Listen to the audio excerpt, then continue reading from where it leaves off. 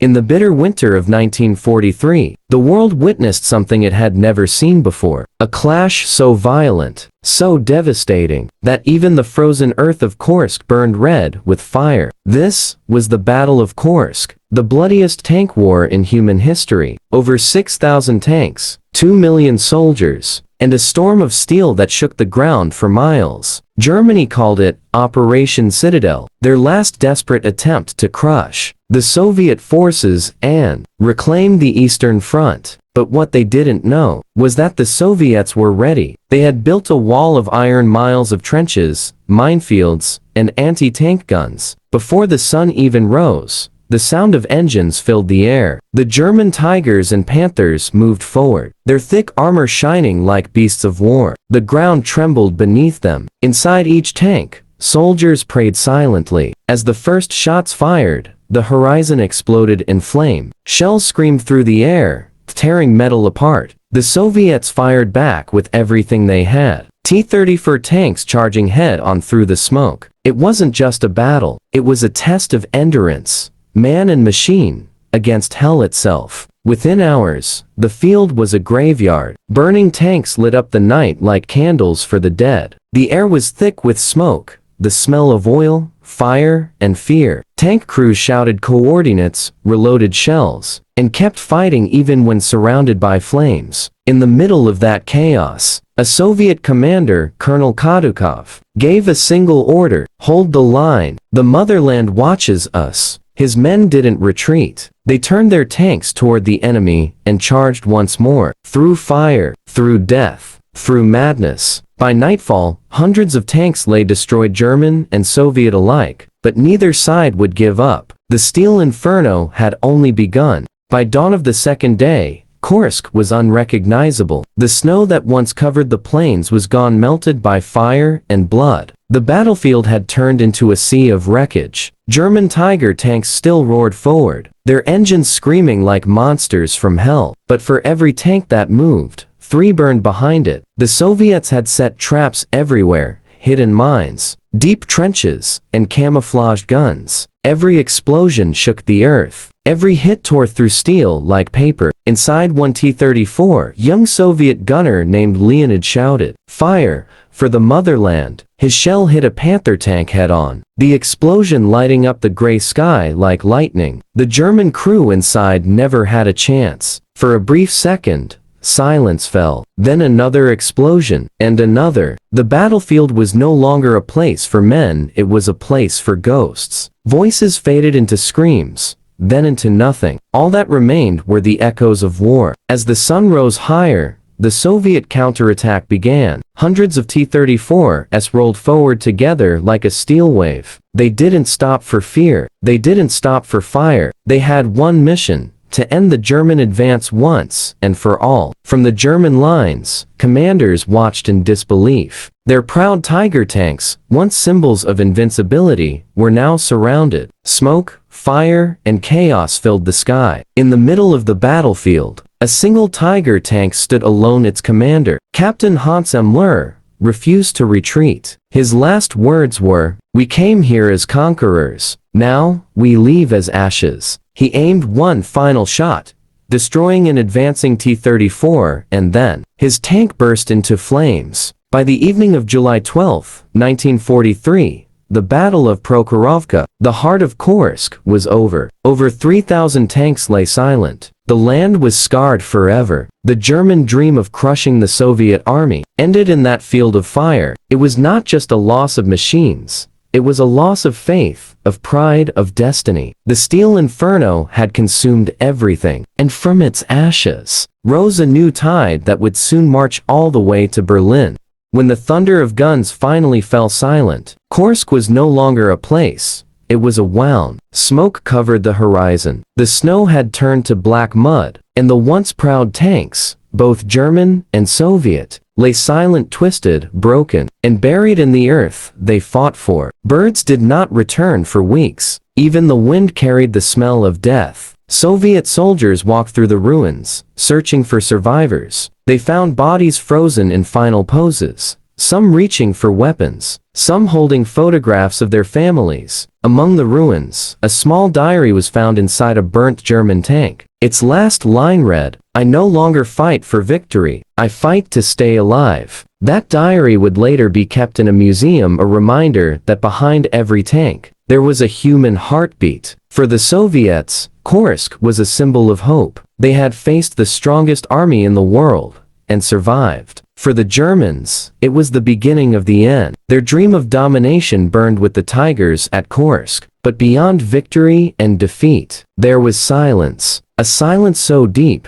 it spoke louder than the war itself. Years later, survivors from both sides told their stories. A Soviet mechanic remembered, "The tanks were our brothers. When one burned, it felt like losing a friend." A German soldier recalled, "When I looked across the field, I didn't see enemies. I saw men who wanted to go home." The Battle of Kursk became more than history. It became a lesson that no matter how strong steel is, it will always melt before the fire of humanity. Today, when you walk across that land, you can still see the scars, rusting tank tracks buried under grass, shells lying deep beneath the soil. The ground still whispers of the inferno that once consumed it. The Steel Inferno ended, but its echo remains. A whisper carried by time, reminding us that war never truly ends. It only sleeps, waiting for men to forget.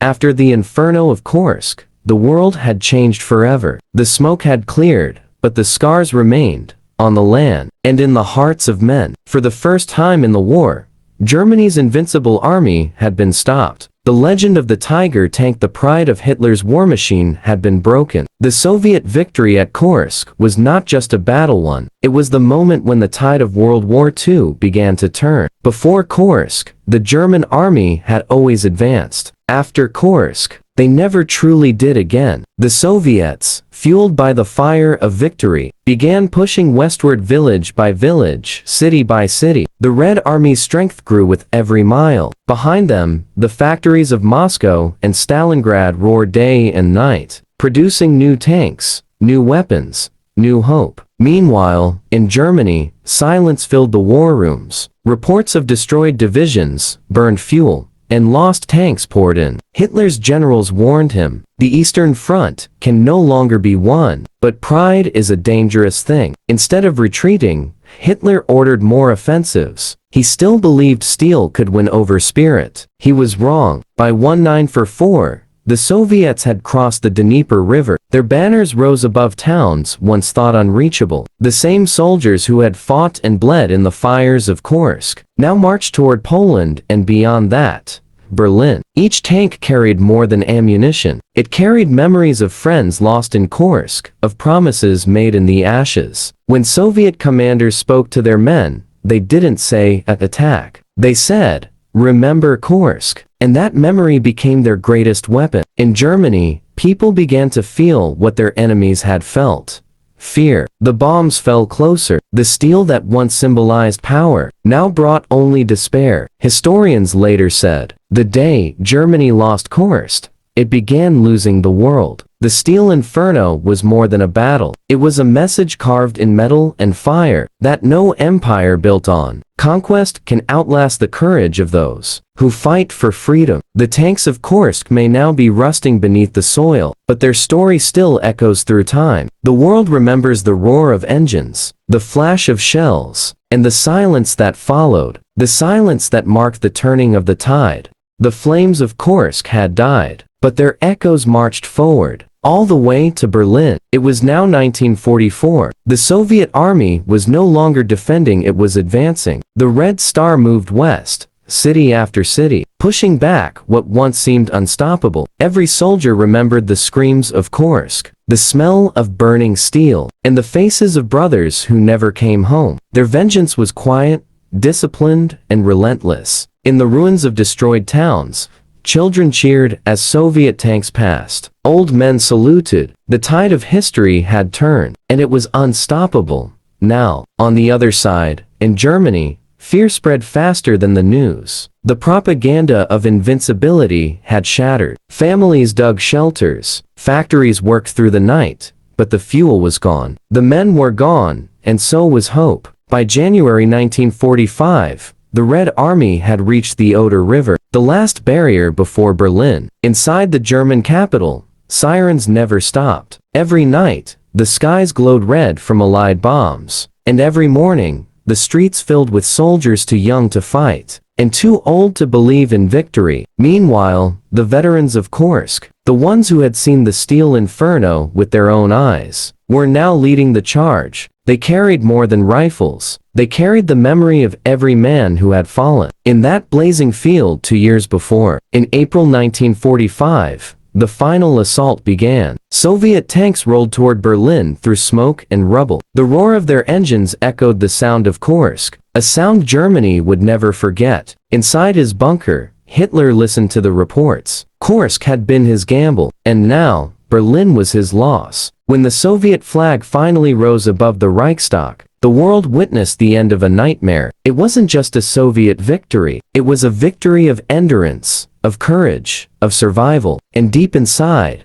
every soldier who had fought at Kursk whispered the same words. We made it. For them, the Battle of Kursk had not only turned the tide, it had forged the men who ended the war itself. The Steel Inferno began in the fields of Kursk and ended in the ashes of Berlin. The guns had gone silent, the smoke had faded, but the memory of Kursk never did. After the fall of Berlin, soldiers returned home, some to families, some to ruins, and some to silence. The world celebrated victory, but for those who had seen the Steel Inferno, there was no celebration, only remembrance. In the years that followed, the tanks of Kursk were left where they fell. Grass grew around them, rain washed away the blood, but not the stories buried beneath the soil. Villagers said, sometimes, at night, we still hear the sound of engines in the wind. Historians called Kursk the turning point of World War II, but the men who were there called it something else. Hell on earth. They remembered the faces of comrades, the smell of diesel and fire, the endless roar of cannons that felt like thunder from the heavens. And yet,